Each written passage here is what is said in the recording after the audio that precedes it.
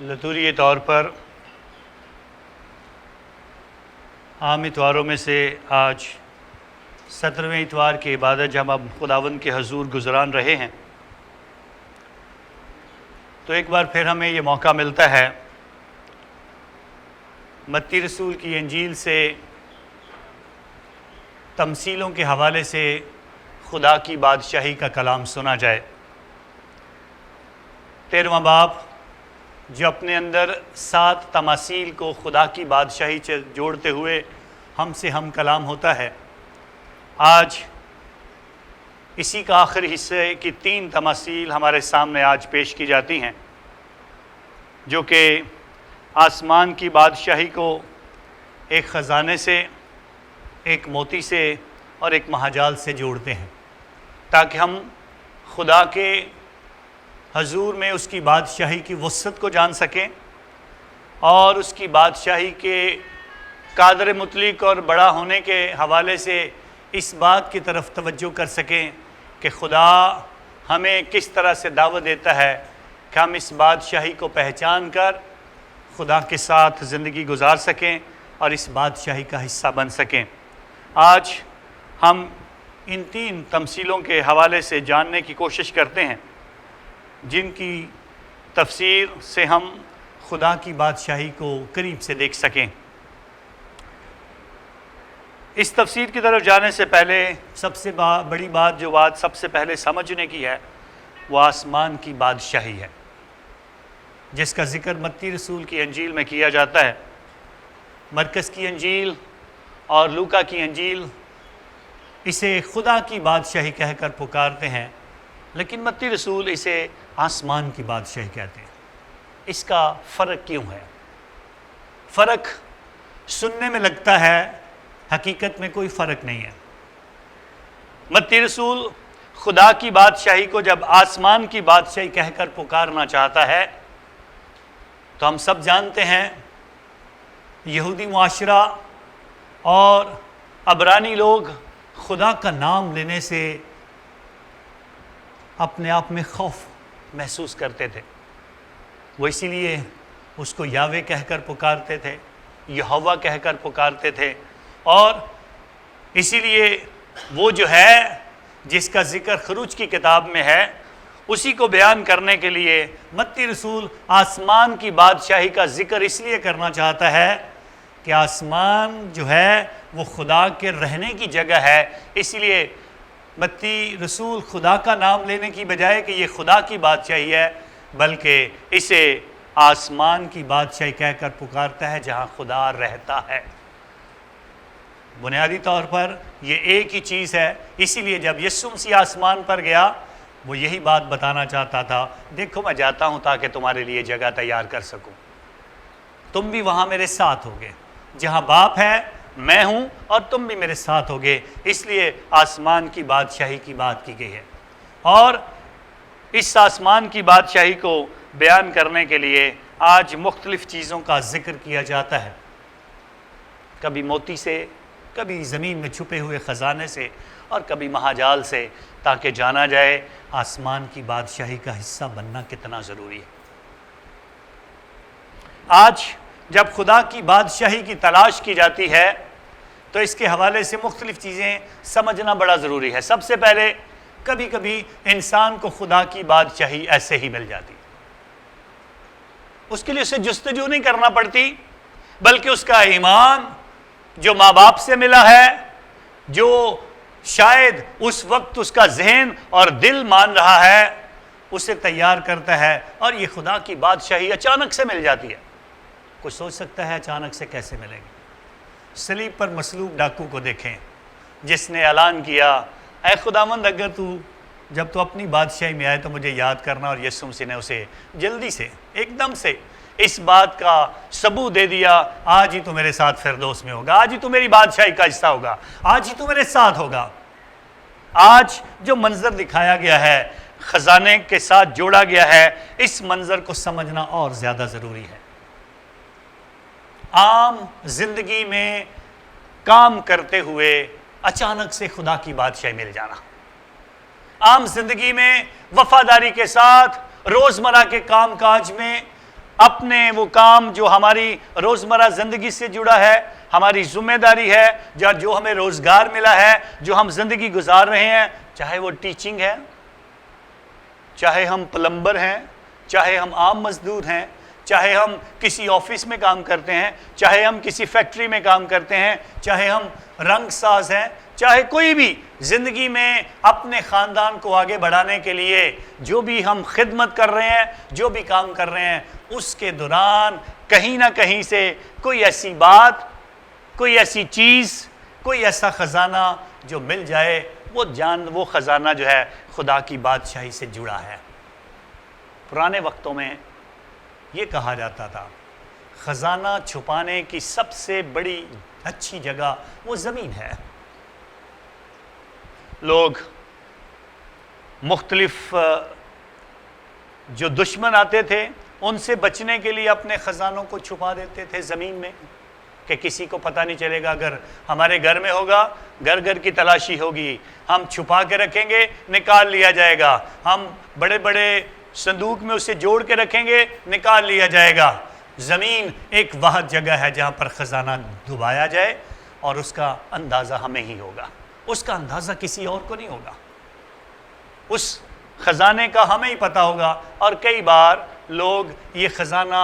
باہر کھیتوں میں، زمین کے اندر مختلف جگہوں میں چھپا دیتے تھے، اور کئی بار ان جنگوں کے دوران، حملوں کے دوران، اور طبعی طور پر کئی لوگ مر جاتے تھے اور وہ خزانہ زمین کے اندر ہی دبا رہتا تھا۔ بہت ساری کہانیاں، بہت سارے ایسے قصے جڑے ہیں خزانے کی تلاش کے حوالے سے، اور خزانہ آج کے دور میں ہر کوئی کوشش کرتا ہے کہیں نہ کہیں سے قرآن دازی نکل آئے، میرا نام نکل آئے، پرائز بانڈ نکلے، میرا نام نکل آئے۔ کبھی کئی لوگ غلط راستوں سے بھی خزانے کی تلاش میں جوا کھیلنے کے لیے بھی چلے جاتے ہیں کہ شاید کوئی خزانہ مل جائے۔ لیکن خدا کی بادشاہی روزمرہ کی زندگی کے دوران، روزمرہ کے کاموں کے دوران جب خدا کی حضور میں کوئی خزانہ ملتا ہے تو وہ خدا کی بادشاہی سے جوڑا گیا ہے۔ آج جس شخص کا ذکر کیا گیا وہ کھیت میں کام کر رہا ہے، اسے خزانہ ملا ہے، اور کئی بار اس خزانے کا پتہ نہیں چلتا۔ اس کو پتہ چلا ہے، اس نے کہا ہے اس کو تلاش کرنے کے بعد مل گیا ہے، اب اس کو چھپا دیا جائے، جا کر سب کچھ بیچ دیا جائے، اپنی ساری پراپرٹی بیچ دی جائے، اپنا مال و دولت بیچ دیا جائے، اور آ کر اس کھیت کو مول خرید لیا جائے تاکہ یہ خزانہ میرا ہو، یہ خزانہ میری ملکیت ہو جائے، اور یہ خزانہ لے کر میں زندگی میں خوش ہو جاؤں، اور مجھے اس کا احساس یہ رہے کہ میں سب سے زیادہ امیر اور سب سے زیادہ بڑا ہوں۔ اور اس لحاظ سے اس کی تشبیہ اس طرح سے دی گئی کہ اس کے بعد مجھے کسی اور چیز کی ضرورت نہیں ہے۔ بہار کا موسم 1947، کھیتوں میں چرواہے بھیڑیں چرا رہے تھے، اور بھیڑیں چراتے چراتے ایک بھیڑ گم ہو گئی ہے۔ اس کی تلاش میں چرواہے جاتے ہیں، اور گزرتے گزرتے پہاڑوں کے درمیان اپنی بکریوں کی اور بھیڑوں کی تلاش کرتے ہیں جب، تو وہ سوچتے ہیں چھوٹے چھوٹے جو غار بنے ہیں ان میں سے کسی غار کے اندر بھیڑ نہ گئی ہو، تو غار کے اندر جانے سے ڈرتے ہیں کہ شاید کوئی اندر جنگلی جانور نہ ہو، تو اس لیے دور سے پتھر اٹھا کر غاروں کے اندر پھینکتے ہیں کہ بھیڑ ان کی آواز سنے اور باہر نکل آئے۔ تو اچانک سے کیا ہوا، پتھر پھینک رہے ہیں، تو ایک دن پتھر پھینکتے ہوئے غار کے اندر سے ایک آواز عجیب سی آئی، اور یہ آواز ایسی سی جیسے کسی برتن کے ٹوٹنے کی آواز ہے، اور پتھر پھینکتے ہیں تاکہ اس آواز کو سنا جائے اور پہچانا جائے یہ آواز کیسی ہے، اور پھر پتہ چلتا ہے یہ آواز تو کسی برتن کے ٹوٹنے کی ہے، اور ہم جائیں گے اور اندر دیکھنے کی کوشش کریں گے کہ یہ کیا ہے۔ یہ پہاڑیاں جہاں پر یہ عمل ہوا یہ ڈیڈ سی کے قریب ہیں، اور ان پہاڑیوں کے اندر جب جا کر دیکھا گیا غاروں کے اندر، تو وہاں سے مٹی کے برتنوں سے جو بڑے بڑے جار بنے تھے، مرتبان بنے تھے، ان جار کو باہر نکالا گیا اور ان کے اندر بہت سارے تمار پڑے تھے جن کے اندر قمران کی تاریخ اور بائبل مقدس کے نسخے چھپائے ہوئے تھے، یہ سمجھ کر کہ دشمن ان نسخوں کو جلا نہ دیں، ان کو برباد نہ کر دیں، اس لیے یہ کلمی نسخے جو ہیں یہاں پر چھپا دیے جائیں۔ یہ خزانہ جس کی قدر، اس خزانے کی قدر چرواہوں کو نہیں تھی کہ وہ کیا ہے۔ اور کئی بار ہماری زندگی میں بھی ایسا ہوتا ہے، ہمیں خزانے کی قدر نہیں ہوتی ہے، کیا خزانہ ہے، اور جب خزانے کی قدر نہیں ہوتی ہے تو چرواہوں نے سوچا اس کو بیچ دیا جائے، اور انہوں نے بازار میں بیچا، اور اس کے بعد پتہ چلا، جب کسی اور نے دیکھا اور اس کو سٹڈی کیا تو پتہ چلا یہ تو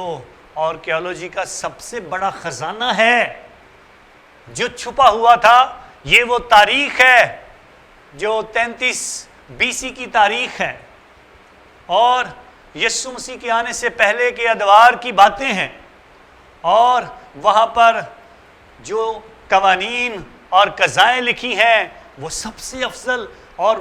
خاص طور پر کلام مقدس سے مطابقت رکھتی ہیں، اور پھر کلام مقدس کے نسخوں کو ان نسخوں کے ساتھ ملایا گیا، تو پھر پتہ چلا خدا کے حضور، خدا کے کلام کی گہرائی اور خدا کا کلام کتنا بڑا خزانہ ہے۔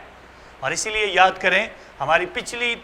تمثیلیں جو بیج سے جڑی تھیں، یسوع مسیح نے بتایا بیج بونے والا جو کھیت ہے اور اس کے بعد جو بیج بویا جاتا ہے وہ خدا کا کلام ہے، اور خدا کے کلام سے بڑا کوئی خزانہ نہیں ہے۔ اور اس خزانے کو خداوند کے حضور ہمارے سامنے رکھا گیا۔ کرنتھیوں کے نام دوسرا خط اس کے 4 باب کی 7ویں آیت میں اس بات کا اعلان کیا جاتا ہے، ہم یہ خزانہ مٹی کے برتنوں میں رکھتے ہیں، ہم یہ خزانہ مٹی کے برتنوں میں رکھتے ہیں، اور یہ خدا کی قدرت ہے کہ یہ مٹی کے برتن ہم ہیں، ہمارے اندر خدا نے ایمان اور کلام کا خزانہ رکھا ہے، لیکن ہم اس کی تلاش نہیں کرتے ہیں، ہم اس کو پہچانتے نہیں ہیں۔ ہماری زندگی میں یہ کلام کی جو دولت ہے، یہ خدا کے اس خزانے کو ہم پہچان نہیں پاتے ہیں، اور ہم انسان جو مٹی کے بنے ہیں اس بات کو ہم پہچاننے سے قاصر ہو جاتے ہیں۔ مقدس پالوس رسول پکار کر کہتا ہے ان مٹی کے برتنوں میں جو خزانہ خدا نے چھپا کے رکھا ہے وہ بڑا عظیم ہے، ہم وہ مٹی کے برتن ہیں جن میں یہ خزانہ چھپایا گیا، لیکن کئی بار ہمیں اس کی تلاش ہم اس کی کرتے نہیں ہیں، کئی بار یہ خزانہ ہمارے سامنے ہوتا ہے، ہم اس کی قدر نہیں کرتے ہیں، اور اسی بات کو بتایا گیا ہے آپ کے اندر خزانہ چھپا ہے، اس کو تلاش کرنے کی کوشش کرو اور اس خزانے کو اپنی زندگی میں پہچانو، اور اس طرح سے خدا ہماری زندگی میں کام کرتا ہوا نظر آتا ہے۔ خدا ہر انسان کے اندر اس خزانے کی وسعت اور معموری رکھتا ہے، لیکن ہمیں موقع دیا جاتا ہے ہم مختلف ادوار میں اس کو پہچاننے کی کوشش کریں، ساکرامنٹس کے ذریعے سے، چاہے وہ بپتسمہ کا ساکرامنٹ ہے، پاک شراکت کا ساکرامنٹ ہے، استقام کا ساکرامنٹ ہے، اعتراف کا ساکرامنٹ ہے۔ ان ساکرامنٹوں کے ذریعے سے خدا ہمیں بار بار موقع دیتا ہے اس خزانے کو ہم پہچانیں اور خدا کی بادشاہی کی وسعت کو جان سکیں، لیکن اس کے لیے کئی بار ہم کمزور ہوتے ہیں، نہیں پہچان پاتے ہیں۔ اس کے لیے کس بات کی ضرورت ہوتی ہے؟ آج کی پہلی تلاوت میں بتایا گیا ہے مانگنے کی ضرورت ہے، اور مانگنا سلیمان بادشاہ نے سکھایا ہے۔ دولت نہ مانگو، دشمنوں کی زندگی نہ مانگو، اپنے لیے لمبی عمر نہ مانگو، اور اپنے لیے دنیا کی چیزیں نہ مانگو۔ مانگنا ہے تو خدا کی حکمت مانگو، فہم دل مانگو اپنے لیے، تاکہ جس طرح وہ کہتا ہے اے خداوند مجھے فہم دل عطا کر تاکہ میں اس بڑی قوم کا انصاف کر سکوں جو تو نے مجھے عطا کی ہے، میں ان کے معاملات درست کر سکوں، میں ان کی زندگی میں آسانیاں پیدا کر سکوں، اور خدا اس کے اس مانگنے سے خوش ہوا ہے، خدا اس مانگنے سے خوش ہوا ہے۔ ہمیں بھی خدا بتانا چاہتا ہے دنیا میں مانگنا ہے تو ایمان کی دولت مانگو، کلام کی دولت مانگو، اور جب یہ مانگو گے تو پھر تمہیں خدا کی بادشاہی جو ہے اس کا فضل نظر آئے گا جو خدا کے کلام میں لکھا ہے، پہلے ڈھونڈو تم اس کی بادشاہی تو پھر یہ ساری چیزیں تم کو ملتی جائیں گی۔ چاہے جو کچھ بھی مانگنا ہے وہ سب کچھ اسی صورت میں ملے گا جب ہم ایمان سے مانگیں گے، پر شرط یہی ہے پہلے ہم اس کی بادشاہی کو ڈھونڈیں۔ آج اوندا موتیوں کی تلاش میں جب وہ ایک سوداگر کی بات کی جاتی ہے، جب وہ اس قیمتی موتی کو پاتا ہے تو سب کچھ بیچتا ہے اور اسے منہ لے لیتا ہے۔ یہ پہلی تمثیل کے ساتھ جڑا ہے، خزانہ ملا ہے پھر سب کچھ قربان ہے، یسوع ملا ہے اس کے بعد سب کچھ قربان ہے، یسوع مل گیا ہے اس سے بڑا کوئی خزانہ نہیں ہے۔ لیکن کئی بار یسوع کو پانے کے بعد بھی ہم ادھر ادھر بھاگتے پھرتے ہیں، ہم ایمان میں کمزور ہو جاتے ہیں، کئی بار ہم یسوع کو پانے کے باوجود بھی اپنے ایمان کی کمزوری میں ہی قائم رہتے ہیں، اور یسوع مسیح پاک شراکت میں ہم سب کو ملتا ہے، کلام میں وہ ہم سے ہم کلام ہوتا ہے، جب ہم دعا میں بیٹھتے ہیں وہ ہم سے گفتگو کرتا ہے اور ہم اپنی گفتگو کر کے اس کی سننے سے قاصر ہوتے ہیں، اس کو موقع نہیں دیتے ہیں بولنے کا۔ اور ضروری ہے جب ہم دعا کریں چند لمحے خاموشی میں گزاریں تاکہ خدا کی آواز بھی سن سکیں، اس موتی اور خزانے کی آواز جس نے زندگی میں ہمیں بتایا ہے کس طرح سے اس کے جلال کا حصہ بن سکتے ہیں۔ ذکر کیا میں نے مقدس پالوس رسول کا دوسرا خط کرنتھیوں کے نام 4 باب کی 7ویں آیت سے، اس کے بعد آگے کچھ آیات ہیں جن کا میں ذکر کرنا چاہتا ہوں، جس میں دنیا کی مشکلات میں یسوع مسیح کو کیسے پہچانا جائے،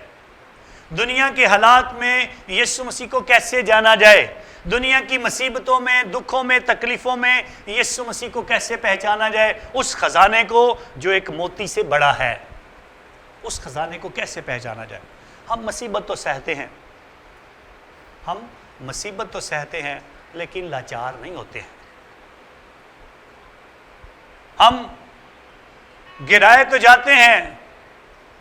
لیکن ہلاک نہیں ہوتے ہیں، ہم ہمیں ستائے تو جاتے ہیں لیکن ہم اکیلے نہیں چھوڑے جاتے ہیں۔ یہ خدا کے اس قدرت کا فضل ہے، اور یہاں تک پھر ہم جب مسیح میں مریں گے تو مسیح میں جی اٹھیں گے۔ یہی ہمارے لیے خزانے کی اس معراج تک پہنچنا ہے، اور خزانے کی معراج یسوع مسیح اور اس کے بعد اس کی جلال میں شمولیت ہے، جس کو ہمیں سمجھنا ہے کہ خدا کی بادشاہی نہ صرف زمین پر بلکہ آسمان میں بھی اس کی معموری میں شریک ہونا ہے، جس سب میں شریک ہو کر ہم مضبوطی کے ساتھ زندگی گزار سکتے ہیں، اور اس طرح سے اس موتی کی تلاش کو ہم سمجھ پاتے ہیں۔ ایک دفعہ ایک شخص کو ایک خواب آیا جس میں اسے خدا ملا، اور خدا سے ملاقات کے دوران اسے پتہ چلا فلاں جگہ پر ایک گرو بیٹھا ہے جس کے پاس ایک بہت بڑا موتی ہے، تو جا اور اسے موتی مانگ۔ تو وہ جاتا ہے، تلاش کرتا ہے، بھٹکتا رہتا ہے، اور جب اسے وہ گرو ملتا ہے تو اسے کہتا ہے وہ قیمتی پتھر مجھے دے جس کا خدا نے مجھے کہا ہے کہ وہ تیرے پاس ہے۔ تو میرے پاس تو کوئی موتی نہیں ہے۔ وہ ادھر ادھر تلاش کرتا ہے لیکن اسے کوئی موتی نہیں ملتا۔ اچانک اپنے ایک چھوٹے سے تھیلے کے اندر دیکھنے کی کوشش کرتا ہے تو اسے نظر آتا ہے ایک بڑا سا پتھر پڑا ہوا ہے، اس کو نکال کے کہتے کہیں اس پتھر کی تو بات نہیں کر رہا؟ کہتے ہاں یہ تو بڑا موتی ہے، قیمتی ہے، یہی ہے، مجھے دے دے۔ اور وہ سب سے بڑا قیمتی پتھر جو ہے، ڈائمنڈ جو ہے، وہ لے کر وہاں سے چلا جاتا ہے، جا کر اپنے گھر میں جاتا ہے، پہنچتا ہے اور بڑا خوش ہوتا ہے۔ رات کو سونے کی کوشش کرتا ہے تو اسے نیند ہی نہیں آتی، پریشان رہتا ہے، ساری رات سوتا نہیں ہے۔ صبح اٹھ کر پھر واپس اس گرو کے پاس جاتا ہے اور اس سے کہتا ہے کیسے تو نے یہ اتنا قیمتی پتھر مجھے دے دیا, یہ قیمتی موتی مجھے دے دیا؟ اس نے کہا وہ خزانہ مجھے دے, وہ خزانہ مجھے دے, وہ دولت مجھے دے جس کی وجہ سے تو اتنا قیمتی پتھر بھی تو نے بڑی خوشی کے ساتھ مجھے دے دیا. اس پتھر کی اس قیمتی چیز اور اس قیمتی خوشی کے سامنے کوئی وقت نہیں ہے. اور کبھی کبھار ہم زمین کی دولت اور چیزوں میں اپنی خوشی ڈھونڈنے کی کوشش کرتے ہیں. حقیقی موتی, حقیقی تلاش کرنے کے قابل جو چیز ہے وہ خدا کی بادشاہی ہے اور یسوع مسیح ہے, اس کا کلام ہے اور ایمان ہے جس کی ہمیں تلاش کرنی ہے, اس کے مطابق زندگی گزارنی ہے. ہمیں اس بات پر غور کرنے کی کوشش کرنی چاہیے. موتی اور قیمتی یہ پتھر جو ہیں, ان سے خدا نے سب کچھ ہمیں بتانے کی کوشش کی ہے. خدا کی بادشاہی ایک قیمتی موتی کی مانند ہے. یسوع مسیح نے اس کے حوالے سے بات کر کے یہ بات ہم پر واضح کرنے کی کوشش کی ہے. جہاں پر یسوع مسیح ضروری ہے, کلام ضروری ہے, ایمان ضروری ہے, جہاں پر ساکرامنٹ ضروری ہیں, وہاں پر کلیسیا کا وجود جب یسوع مسیح نے مقرر کیا ہے تو اس نے پطرس کو کہا کہ تو پتھر ہے اور اس پتھر پر میں اپنی کلیسیا بناؤں گا. اس قیمتی پتھر اور قیمتی موتی سے خدا اپنی کلیسیا کے وجود کو دکھانا چاہتا ہے کہ خدا کی بادشاہی دعا میں, ساکرامنٹس میں اور کلیسیا کے اتحاد میں نظر آتی ہے, جس سے ہم خدا کی بادشاہی کو پہچاننے کی کوشش کریں اور خدا کے ساتھ زندگی گزارنے کی کوشش کریں. پھر آسمان کی بادشاہی مہاجال کی مانند ہے جو جھیل میں ڈالا گیا اور ہر طرح کی مچھلیاں سمیٹ لاتا ہے. جب بھر جاتا ہے تو اسے کھینچ کر کنارے پہ لاتے ہیں اور پھر بیٹھ کر اچھی اچھی برتنوں میں جمع کر لیتے ہیں اور جو کام کی نہ ہوں وہ پھینک دیتے ہیں. دنیا کے آخر میں ایسا ہی ہوگا. فرشتے نکلیں گے, راس بازوں کے درمیان سے بدکاروں کو جدا کریں گے اور انہیں آگ کی بھٹی میں ڈال دیں گے جہاں رونا اور دانتوں کا پیسنا ہوگا. کیا تم اس کو سمجھ گئے ہو؟ دنیا میں رہتے ہوئے خدا کی بادشاہت کو پہچاننا ہے, جہاں پر اچھے لوگ بھی رہتے ہیں, برے لوگ بھی رہتے ہیں, مسیح مذہب سے تعلق رکھنے والے اور دوسرے مذاہب سے تعلق رکھنے والے لوگ بھی رہتے ہیں, کالے بھی ہیں, گورے بھی ہیں, لمبے بھی ہیں, چھوٹے بھی ہیں, ہر طرح کے لوگ رہتے ہیں. خدا کی بادشاہی جو ظاہر کی گئی ہے, دکھائی گئی ہے کہ خدا اچھے اور برے انسانوں کے درمیان بھی اپنی بادشاہی کے فضائل کو جاری اور ساری رکھتا ہے. دھوپ سب کے لیے نکلتی ہے, بارش سب کے لیے نکلتی ہے, ہوائیں سب کے لیے چلتی ہیں, پانی سب کے لیے خدا نے عطا کیا ہے, اور ہر طرح کی برکت اور زندگی اور اس کی معموری کائنات کی ساری چیزیں سب انسانوں کے لیے خدا نے رکھی ہیں. ان کو کسی چیز کے ساتھ, کسی مذہب کے ساتھ نہیں جوڑا ہے, بلکہ خدا نے اسے اپنی بادشاہت کی وسعت کو بیان کرنے کے لیے پیش کیا ہے. اور خدا اپنی اس وسعت کے دوران یہ بتانا چاہتا ہے, مجھے آخری وقت میں جو کرنا ہے, جو فرشتے کام سر انجام دیں گے, وہ یہ ہے کہ میں راست بازوں کو بدکاروں سے جدا کروں گا. لیکن راستکاری حاصل کرنا بڑا ضروری ہے, اچھے ہونا بڑا ضروری ہے, خدا کی بادشاہت کی تلاش کرنے والے ہونا بڑا ضروری ہے. بڑا ضروری ہے ہم اس بات پر غور کرنے کی کوشش کریں خدا ہم سے کیا چاہتا ہے. اور خدا چاہتا تھا کہ ہم اس کے بیٹے کے ہم شکل و صورت ہوں, جو کہ آج کی دوسری تلاوت اعلان کرتی ہے. ہمیں یسوع کی طرح ہونا ہے. خدا کی بادشاہت کا حصہ بننے کے لیے اس کی طرح بھی بننا ہے, اس کے قابل بھی اپنے آپ کو بنانا ہے کہ ہم وہاں پر رہ سکیں, اس بادشاہت کا ہم حصہ بن سکیں جو خدا نے ہم سب کے لیے تیار کی ہے. بادشاہت کی ان تمثیلوں کے ذریعے سے خدا ہمیں اپنے قریب رکھنا چاہتا ہے اور اپنے جیسے بنانا چاہتا ہے. ایک گاؤں میں ایک بزرگ, کوئی نہیں جانتا تھا کہاں سے آیا ہے. اس کے کپڑے عجیب سے, بال اس کے بکھرے ہوئے اور وہ اپنے ایک جگہ پر ایک چھوٹی سی جھونپڑی میں رہتا ہے۔ کچھ لوگ سوچتے ہیں یہ کوئی بڑا عالم سا لگتا ہے، کچھ لوگ سوچتے ہیں کوئی فلاسفر سا لگتا ہے، پڑھا لکھا انسان لگتا ہے، کچھ لوگ سمجھتے ہیں یہ بڑا حکمت والا ہے، خدا نے اسے بڑی برکتیں دی ہیں اس لیے ہر وقت خاموش بیٹھا رہتا ہے۔ لیکن بچے اس بات کو نہیں جانتے ہیں وہ کون ہے، کیسا ہے، اس کے اندر کتنی حکمت ہے، وہ کتنا عقل مند ہے، کتنا وہ فہم دل ہے، بلکہ کئی بار اس کو پتھر مارتے، شور کرتے اور اس کو برا بھلا کہتے رہتے۔ ہر وقت بچے ہر روز اسے تنگ کرتے۔ ایک دن ایک آلٹر بوائے نے دوسرے بچوں کو مشورہ دیا، اس بزرگ کا آج بانڈا پھوڑ دیتے ہیں کہ یہ کوئی عقل مند نہیں ہے، یہ پاگل ہی ہے۔ تو اس نے فیصلہ کیا، ہم اس آپس میں سب نے فیصلہ کیا، ہم ایسا کرتے ہیں ایک جانور کو پکڑتے ہیں، ایک پرندے کو، اور چھوٹے سے اس پرندے کو ہم اپنے ہاتھ میں لے کر جائیں گے اور پیچھے چھپا لیں گے، اور جب اسے پیچھے چھپا لیں گے تو جا کر بزرگ سے سوال کریں گے ہمارے ہاتھ میں کیا ہے۔ تو جب وہ بتائے گا کہ اگر پرندہ ہے تو ہم کہیں گے چلو ٹھیک ہے، اگر کہے گا کچھ اور ہے تو پھر اس کا مطلب ہے اسے کوئی عقل نہیں ہے۔ دوسری بات سوچتے ہیں، اس سے دوسرا سوال کریں گے، اگر اس نے پہلے کا صحیح جواب دے دیا تو اس سے سوال کریں گے کہ بتاؤ ہمارے ہاتھ میں جو پرندہ ہے وہ زندہ ہے کہ مردہ ہے؟ اگر وہ کہے گا مردہ ہے تو ہم پرندے کو اڑائیں گے اس کے سامنے اور کہیں گے پرندہ تو زندہ ہے، تو بے وقوف ہے۔ اور اگر وہ کہے گا کہ پرندہ زندہ ہے تو ہم اسے اپنے ہاتھ سے چھوڑ دیں گے اور اس کو پتہ بھی نہیں چلے گا، وہ اڑ جائے گا۔ اور اس طرح سے ہم بزرگ کو بتائیں گے کہ اس میں کوئی حکمت نہیں ہے، اور جتنے لوگ اسے بڑا عقل مند، فہم دل، عالم سمجھتے ہیں ان سب کو بتا دیں گے کہ اس بزرگ میں سوائے پاگل پن کے اور کچھ نہیں ہے۔ تو بچے اگلے دن پرندہ پکڑتے ہیں اور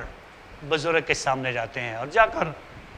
خاموشی سے کھڑے ہو جاتے ہیں اور اس سے سوال کرتے ہیں ہم تجھ سے کچھ پوچھنے آئے ہیں۔ تو وہ سب کی طرف دیکھتا ہے، کیا پوچھنے آئے ہو؟ نے کہا بتا ہمارے ہاتھ میں کیا ہے؟ تو بزرگ تینوں بچوں کو دیکھتا ہے، ادھر ادھر دیکھتا ہے، اب میں اس کا کیا جواب دوں؟ تو اچانک سے اسے اس پرندے کا ایک پر گرا ہوا نظر آتا ہے نیچے۔ تو اس پر کو دیکھ کر کہتا ہے تمہارے ہاتھ میں پرندہ ہے جو سفید رنگ کا ہے۔ بچے گھبرا جاتے ہیں، اسے تو یہ بھی پتہ ہے وہ سفید رنگ کا پرندہ ہم نے پکڑا ہوا ہے۔ کہتے نہیں اب ہم ایک اور سوال پوچھتے ہیں، بتا ہمارے ہاتھ میں جو پرندہ ہے وہ زندہ ہے کہ مردہ ہے؟ اب بزرگ تینوں بچوں کی آنکھوں میں دیکھتا ہے، سوچتا ہے، اور پھر ان سے سوال کر کے کہتا ہے، بتاتا ہے ان کو اب یہ تمہارے ہاتھ پر منحصر ہے کہ آیا وہ پرندہ تم زندہ رکھتے ہو یا اسے مار دیتے ہو۔ تو بہت سی باتیں ہمارے ہاتھ پر منحصر ہے، ہاتھ سے مراد ہمارے کاموں پر منحصر ہے۔ جو کام ہم زمین پر کرتے ہیں وہی ہمارے لیے فیصلہ کرتے ہیں ہم بادشاہی کے فرزند ہیں، ہم خدا کے فرزند ہیں، ہم خدا کی بادشاہی کا حصہ ہیں، یا کہ اس آگ کے لیے تیار ہیں جو خدا نے بدکاروں کے لیے تیار کر رکھی ہے۔ فیصلہ ہمیں کرنا ہے، یہ ہمارے ہاتھوں پہ، ہماری سوچ پہ، ہماری زندگی پر منحصر ہے۔ خزانہ جو خدا کی بادشاہی ہے، جو خزانہ مٹی کے برتن میں چھپا کے خدا نے رکھا ہے وہ ہم ہی ہیں۔ خزانہ ہمارے اندر ہی ہے، موتی ہمارے اندر ہی ہے، اور اچھائی کے فرزند ہمارے اندر ہی چھپے ہیں۔ اب ہمارے ہاتھ، ہمارے کام یہ بتاتے ہیں ہم کس طرح سے خدا کی بادشاہی کا حصہ ہے، کس کے فرزند ہیں۔ تمہارے کاموں سے لوگ جانیں کہ تم کس کے شاگرد ہو۔ ہمارے کام اس بات کا اعلان کریں گے اور ہمیں سکھائیں گے، بتائیں گے، ہمیں اس قابل بنائیں گے کہ ہم خدا کی بادشاہی کا تجزیہ کر سکیں۔ آئیں آج جب بڑے ایمان کے ساتھ خدا کی بادشاہی کے بید ہمارے سامنے عیاں ہوتے ہیں،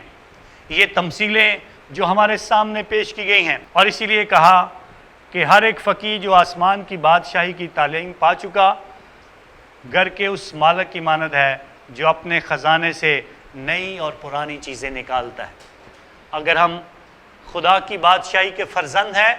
तो पुरानी चीज़ें अपनी ज़िंदगी से निकालें, गुनाह को, ख़ता को, बुरे अमाल को, बुरी सोचों को अपनी ज़िंदगी से निकालें। एतराफ़ के साक्रामेंट में शामिल हों, उसका हिस्सा बने और एतराफ़ करके नई चीज़ों से अपने इस मिट्टी के बने हुए ख़जाने को भरने की कोशिश करें। और ख़जाना जो खुदा की बादशाहत के मुझसे मुताबिकत रखता है, जो खुदा की बादशाही में शरीक होने के लिए ज़रूरी है, इस ख़जाने से अपने आप को भरने की कोशिश करें। दुनिया में मुसीबतें, दुख, तकलीफ़ें सब रहेंगी, लेकिन खुदा हमें अकेला कभी नहीं छोड़ता है। वो हलाक होने नहीं देता है, नाउमीद नहीं होने देता है। वो हमें महफूज रखता है, बचाता है, और उस फजल को समझने की ज़रूरत है। मौजूदा हालात में कोरोना के इस वबाई वक्त के दौरान हम भी बहुत कुछ महसूस करते हैं, अकेलापन भी महसूस करते हैं, बुरा भी महसूस करते हैं, शायद ये भी सोचते हैं हमारी आज़ादी ख़त्म हुई। लेकिन इसके साथ साथ कुछ और चीज़ें भी खुदा नए तरीके से हमारे लिए तैयार करता है, उन पर भी गौर करने की ज़रूरत है। जिस तरह जंगल में लगी आग के बाद नए पौधे उगते हैं और फिर जंगल आबाद करते हैं, इसी तरह वबाओं के बाद एक ज़िंदगी का नया मकसद शुरू होता है, ज़िंदगी की नई सोच शुरू होती है। अपने ख़ानदान की तरफ तवज्जो दें, अपने करीब रहने वालों की तरफ तवज्जो दें, शायद अपने बुज़ुर्ग माँ बाप की तरफ तवज्जो देने की ज़रूरत है, शायद जिनकी उम्र 50 से ऊपर हो गई है उनकी तरफ तवज्जो करने की ज़रूरत है, शायद बच्चों को कहा जाता है वो किसी गैदरिंग में ना जाए, बच्चों की तरफ तवज्जो करने की ज़रूरत है। अपने ख़ानदान में दुआया माहौल बनाने की ज़रूरत है, अपने ख़ानदान में मसीह को लाने और इस ख़जाने को बांटने की ज़रूरत है, जो कलाम से निकलता है, ईमान से सिखाया जाता है, जो कि कलीसिया का हिस्सा बनाता है, साक्रामेंटों में शरीक होने का फजल देता है। इस तरह से कोरोना वायरस को बुरा बुरा कहने से बेहतर है कुछ नई चीज़ें, कुछ अच्छी ज़िंदगी की बातें, और कुछ ये भी इन तबाहियों के बाद, इन वबाओं के बाद, इन मुसीबतों के बाद जिस तरह खुदा एक नई सोच पैदा करता है, उस हम नई सोच को अपनी ज़िंदगी में जगह दें और खुदावंद में मजबूत हों। खुदा करे कि हम सारे उसकी बादशाहत का हिस्सा बने और उसकी बादशाहत की पहचान सारी दुनिया तक पहुँचाएँ, और फिर ये बात याद रखें, दुनिया की चीज़ें यहीं पर रह जाएंगी। बात जो समझने वाली है, पहले ढूंढो तुम उसकी बादशाही, तो फिर ये सारी चीज़ें तुमको मिलती जाएंगी। खुदा करे कि हमारे घरों में किसी चीज़ की कमी ना हो। खुदा करे वो जो गरीब हैं, जो बेरोज़गार हैं, जो इस वक्त में मुस्तहिक हैं, खुदा उनकी भी मदद करे, और खुदा हमारे दिलों को वो मजबूत करे, हाथों को खोले, ताकि हम सब की मदद करते जाएं और खुदा की बादशाही का पैगाम सब तक पहुँचाएँ, मसीह खुदावंद के वसीला से। आमीन।